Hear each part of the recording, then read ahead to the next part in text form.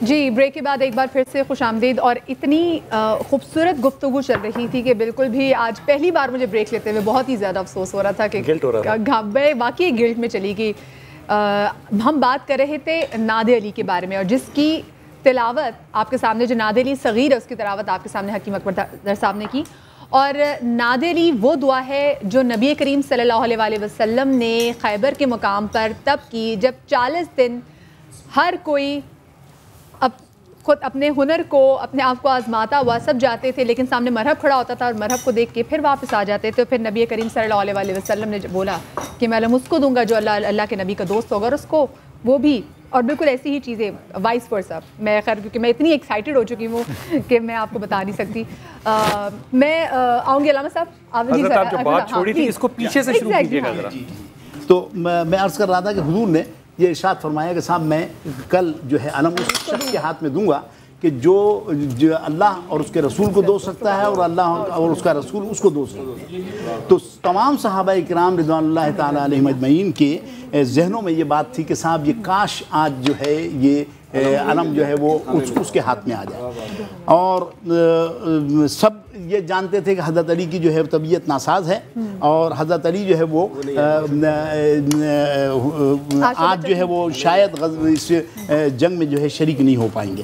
تو حضور نبی اکرم صلی اللہ تعالیٰ علیہ وسلم نے اس وقت یہ جملے ارشاد فرمائے کہ ناد علیم مظہر العجائب تجدہ عونا لک فی النوائب کل ہم و غم سینجلی بولایتک یا علیو یا علیو یا علیو. واہ واہ. ایک بار پھر پڑھیے ذرا، یہ پھر پڑھیے ذرا، ایک بار پھر پڑھیے. جن کو آتی ہے ناد علیم مظہر العجائب تجدہ عونا لک فی النوائب کل ہم و غم سینجلی بولایتک یا علیو یا علیو یا علیو. بہت سے لوگ ہیں، اچھا بہت سے لوگ ہیں کہ وہ اس کے اندر کچھ اضافات کرتے ہیں، کہتے ہیں کہ صاحب ناد علی میں یہ ایک اضافہ کہ ناد علیم مظہر العجائب تجدہ عونا لک فی النوائب کل ہم و غم سینجلی بجلالتک یا اللہ یا اللہ یا اللہ بنبوتک یا محمد یا محمد یا محمد اور بولایتک یا علیو یا علی. ہمارے استاد علامہ نصر اللہ خان صاحب اللہ تعالیٰ ان کے درجات بلند فرمائے اور جنت الفردوس میں ان کو اعلیٰ مقام عطا فرمائے. اچھا وہ بہت محتاط شخصیت تھے. دورہ حدیث ہم نے ان کے پاس کیا، اصغر بھائی نے بھی اور میں نے بھی، دونوں نے جو ہے مولانا اصغر صاحب نے اور میں نے، دونوں نے جو ہے دورہ حدیث ان کے پاس کیا. وہ جامعہ رضویہ شمس العلوم میں اس وقت دورہ حدیث کروایا کرتے تھے. اور جو طلبہ سن رہے ہوں اگر میری بات کو تو وہ بھی اس کے گواہ ہیں. اور اصغر صاحب تشریف لائیں گے تو انشاءاللہ میں ان سے بھی یہ اس کی تصدیق آپ کو کروا کے دوں گا. تو ہم نے جو ہے وہ جب ان سے بات کی، وہ محتاط کتنے تھے کہ محرم کی یکم محرم سے 10 محرم تک وہ سیاہ کپڑے نہیں پہنتے تھے. یعنی جیسے حضرت نے پہنا ہوا ہے چوغا ویسا وہ تھا ان کے پاس، لیکن وہ یکم محرم سے 10 محرم تک نہیں کہتے تھے کہ مشابہت پیدا نہ ہو. اب یہ میں آپ کو اس لیے کہہ رہا ہوں، کیا کہہ رہے ہیں آپ یہ اس کو آپ دوبارہ صحیح دوبارہ وضاحت سے فرمائیے. یہ وہ محتاط اتنے تھے، کپڑے کالے اس لیے نہیں پہنتے تھے کہ کئی شیعوں سے مشابہت نہ ہو جائے. صحیح. اب ایسا آدمی جب نعت علی پڑھے گا، ہم نے ان سے پوچھا کہ صاحب وہ انہوں نے کہا کہ نعت علی پڑھ کے، اچھا ہم سے کہا کہ نعت علی پڑھ کے سناؤ.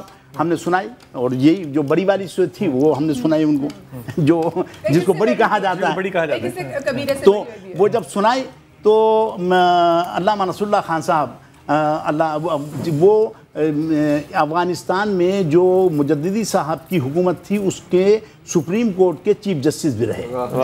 بڑے بہت کیلیبر کے آدمی تھے اور احادیث پر بڑا اچھا ان کا نظر تھی اور کام کر رہے تھے. تو بلکہ احادیث پر یہ ہے کہ بخاری شریف میں جو حدیث ہے ایک صفحے پر جو ہے وہ پوری جتنی بھی سیاہ ستہ میں حدیث ہیں وہ ایک ہی صفحے پر جو ہے جمع کر رہے تھے. یعنی بہت بڑا کام تھا جو 12 صدیوں پہلے ہوا ہے وہ اس کو جو ہے وہ دوبارہ کر رہے تھے. تو وہ انہوں نے کہا کہ صاحب یہ آپ یہ بتاؤ کہ اگر کوئی چابی ہے کسی تالے میں لگانی ہے آپ نے، وہ چابی جو ہے اس کے لیور کے مطابق نہیں ہوگی تالے کے، تو کیا تالا کھل جائے گا؟ ہم نے کہا نہیں کھلے گا بالکل. تو انہوں نے کہا کہ یہ جو آپ نادی علی پڑھ کر سنائیے مجھے، یہ نادی علی نہیں ہے. ہاں یہ چابی کہہ لیں کہ یہ نادی علی نہیں ہے. اور ناد علی وہی ہے کہ ناد علیم بمظہر ناد علیم مظہر العجائب تجدہ عونا لک فی النوائب کل ہم و غم سینجلی بولایتک یا علی یا علی یا علی. کہنے لگے یہ ہے یہ، اور جب چابی صحیح لگائیں گے تو تالا کھلے گا. آپ پڑھتے رہتے ہیں اور کام آپ کے بنتے نہیں ہیں، وہ اس لیے نہیں بنتے ہیں کہ آپ جو ہے اس کا چابی صحیح نہیں لگا رہے تالے کی. اس کا مطلب علامہ صاحب کی مشکل میں جب بھی ناد علی پڑھی جائے گی تو وہ سنت نبی ادا کی جائے گی. قرآن مجید میں ایک آیت ہے قل رب ادخلنی مدخل صدق واخرجنی مخرج صدق. اے میرے حبیب مجھ سے دعا مانگو. یہ قل کی جو آیات ہیں وہ قرآن میں بہت کم ہیں جہاں سے قل سے شروع ہو رہا ہے، ورنہ تو ہر بات پیغمبر کو اللہ نے کہی اور پیغمبر نے آگے بڑھائی اور تبلیغ کی. مگر کچھ آیات کا آغاز ہو رہا ہے قل کے ذریعے. قل مجھ سے کہو اے میرے حبیب مجھ سے دعا مانگو رب ادخلنی، یا اللہ مجھے ہر کام میں سچائی کے ساتھ داخلہ عطا فرما. رب ادخلنی مدخل صدق واخرجنی مخرج صدق، اور مجھے ہر کام سے سچائی کے ساتھ خارجہ عطا فرما. وجعلنی من لدنک سلطانا نصیرا، اور مجھے اپنی جانب سے مضبوط مددگار عطا فرما. نصیر کہا ہے، نصرت نہیں کہا ہے. ناصر اور نصیر میں کیا فرق؟ جی ناصر اور نصیر میں بھی فرق ہے، مگر یہاں پر نصرت اگر سرکار سے کہلوایا گیا ہوتا اللہ نے کہ مجھ سے نصرت مانگو تو سیدھا سیدھا ذہن جاتا کہ کامیابی ہو جاتی، کامیابی اور اللہ کی مدد. لیکن نہیں، اللہ تو اپنی طرف سے نصیر دے، یعنی ایسا مضبوط مددگار دے جو کبھی مدد کرنے سے ہاتھ نہ اٹھائے. ناصر کبھی مدد کرتا ہے، کبھی کہہ دیتا ہے مجھ سے نہیں ہو رہا، لیکن نصیر اسے کہتے ہیں جو ہر حال میں مدد کرے. تو جس نبی کا سایہ نہیں تھا اس نبی کے سایہ کو علی کہتے ہیں.